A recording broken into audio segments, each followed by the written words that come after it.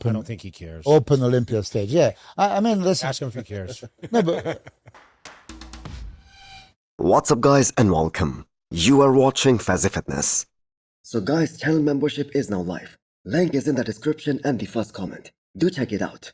That would really help support the channel. So let's start this video with the mutant Nick Walker. So who else out there is getting this feeling? That this bald version of Nick Walker looks so unstoppable. So these are the opening scenes of his latest YouTube video. And the man must be the most freaky bodybuilder on the entire planet at the moment.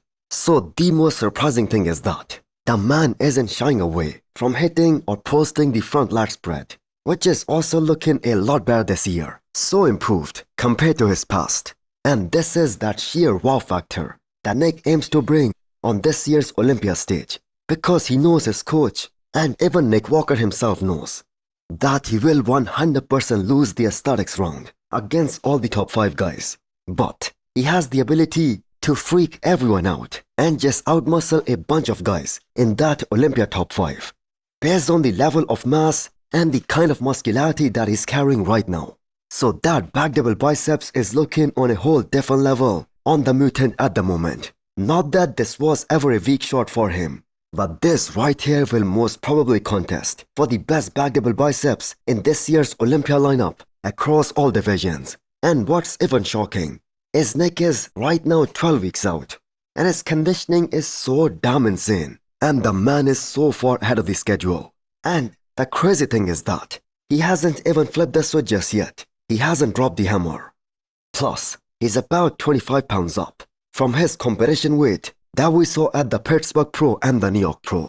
And we have to keep in mind that if the mutant can replicate that same Pittsburgh or the New York Pro look, that will definitely put him in the mix for this year's Olympia title fight. And it's very simple for the mutant. If any of those top guys miss, Nick will slide right past them. And by that I mean the top 3 in the last couple of years.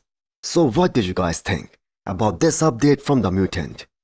Is this the most freakiest bodybuilder on the planet?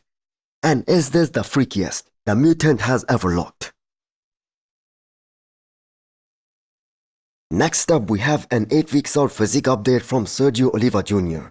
Looking very big and very round, as he always does. So by this timeline, he's either gonna go for Italy Pro or Germany Pro show, or maybe he's gonna do all 3 of the last Olympia qualifiers, which are scheduled in the month of September, right before the Olympia, as all these shows are just 1 week apart from each other. And in the most ideal case scenario, where Sergio wins the second pro show of his entire career and qualifies for his second Mr. Olympia ever, he's just gonna roll into the Olympia. Now Sergio has always been a very impressive bodybuilder, even among those top ranks. He has always had those super bombs, great delts, plus he's a very big and a very wide guy. He takes up a lot of space on the stage. So despite all that, what's the reason of him not winning more pro shows throughout his career? Well, one of the major reasons is that he always went for some big shows like the Arnold Ohio, and secondly, he never showed up at his 100%. So his look that we saw this year at FIBA Germany, that might be one of his best looks ever, especially if we ignore that lat imbalance that he had in his posterior chain, and that was because of the shoulder injury, and also the flatness in his chest that was also caused by that same problem, because he was unable to push or do any sort of pressing movement while prepping for that show. But his quads and his midsection, that looked way better than ever before, and there was some positive feedback for Sergio at FIBA Germany. So his chances of winning these upcoming shows, they're gonna depend a lot on how much better his back looks compared to FIBA Germany. But what kind of competition shows up in those last Olympia qualifiers? But this is the time to make his move. The man is 40 years old now, and the talent is growing and getting better with every passing year. So very much often we hear this from the guys from back in the 90s and the early 2000s, that the art of posing, that has been totally lost in the modern era of bodybuilding. But there are still some great IFBB pros out there who do very artistic posing. Now here we have Diego from Brazil, who just punched his second Olympia ticket. So this posing routine, that should definitely get more praise and projection, because every single movement that he made During that entire routine, that was so flawless. And it isn't just the posing. He perfectly fits the criteria of whatever definition you have for classic physique division. And we have to keep in mind the man is a work in progress. And I am very sure that more chest and more arms, that will definitely make him a very strong contender for the top 10 Olympia finish, maybe as soon as next year. And I'm gonna say he can place even higher. Now some of his classic shots that we saw him hitting in this posing routine, I really do not think there are a lot of guys in that entire classic physique division who can look so flawless while hitting those shots. So this is the positive aspect of bodybuilding that people tend to ignore, and this must be highlighted a lot more. Now Diego has such a bright future ahead, and it's unbelievable to look how much his back has improved over the past couple of years. So what do you guys think of this routine? Is this one of the best bodybuilding routines of this entire year? Next up, we have an update from Hassan Mustafa. I think this has to be the biggest version of Hassan Mustafa that we have ever seen.